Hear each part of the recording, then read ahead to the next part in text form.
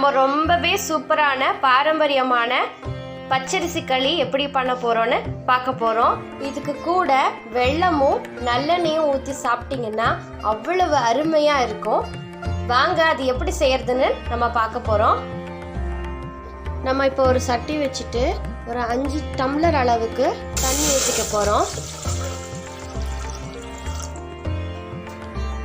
உப்பு தேவையான அளவு போட்டுக்கிறோம். ஒரு மூடி போட்டு மூடி வச்சுக்கலாம். தண்ணி சூடானதும் நம்ம மாவு போட்டுக்கலாம். இது ஒரு 3 பேருக்கு அளவாக நம்ம செய்ய போகிறோம். பச்சரிசியை நல்லா கழுவி காய வைக்கணும். நல்லா வெயிலில் காய வச்சு ரைஸ் மில்லில் கொடுத்து அரைச்சி எடுத்துக்கலாம். எனக்கு இதில் ராகி மாவும் கொஞ்சம் மிக்ஸ் ஆகிடுச்சு, அதனால பியூர் ஒயிட் கலரில் எனக்கு வராது. இதிலிருந்து இப்போ கொஞ்சமாக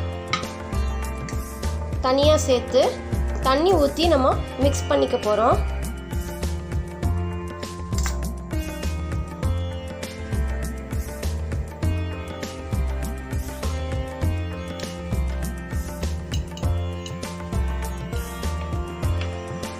நல்லா கட்டி இல்லாமல் கரைச்சி வச்சுக்கலாம். தண்ணி நல்லா கொதிச்சிருச்சு.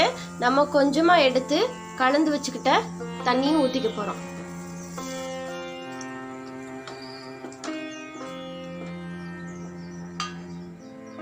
தண்ணி கொதிக்கும் போது மாவு எடுத்து போடலாம். மாவு போடும்போதே கிளறிட்டே இருக்கணும்.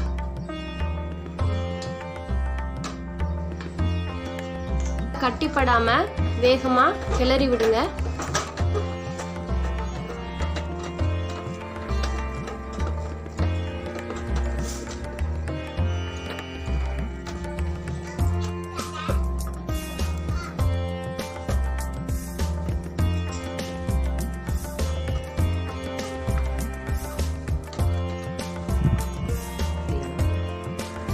அவ்வளோதாங்க, களி ரெடி ஆயிடுச்சு.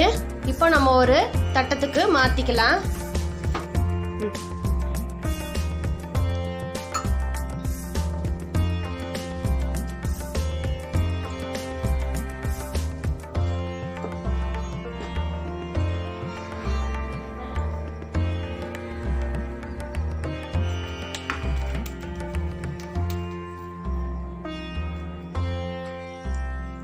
ஓகே, நம்ம அதில் நாட்டு சக்கரை கொஞ்சம் சேர்த்துக்க போகிறோம்.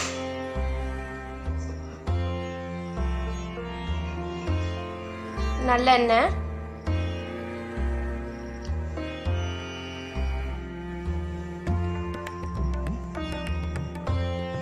அவ்வளோதாங்க. ரொம்பவே சூப்பரான பச்சரிசி களியும் நாட்டு சர்க்கரையும் ரொம்ப சூப்பராக ரெடி ஆயிடுச்சு.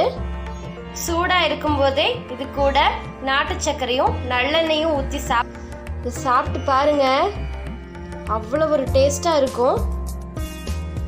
வீட்டில் எல்லாருமே செஞ்சு பாருங்க. பாரம்பரியத்தோடு இருங்க, பாரம்பரிய சேனலோட இணைந்திருங்க.